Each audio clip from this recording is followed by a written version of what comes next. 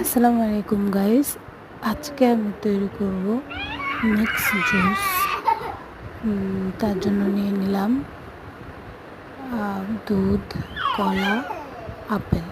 এখন আমি আগে আপেলটা দিয়ে দিলাম, তারপরে এক এক করে কলাটাও দিয়ে দিলাম, এরপর দিব হচ্ছে দুধটা। তো এর সাথে আমি কিছু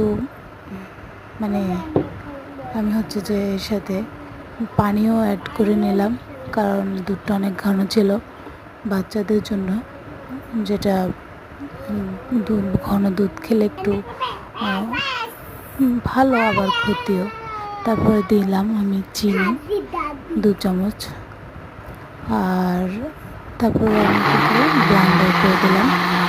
ব্লেন্ডার করা প্রায় শেষের দিকে ব্লেন্ডার করা হচ্ছে।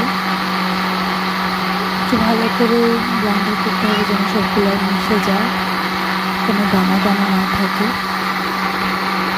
আমার ব্লেন্ডার করা হয়ে গেছে, এখন মিক্স জুস রেডি। চাইলে আপনারা বাসায়ও বানিয়ে নিতে পারেন। এটা অনেক সুস্বাদু, বাচ্চাদের জন্য অনেক পুষ্টিকর। সবাই ভালো থাকবেন, আল্লাহ হাফেজ।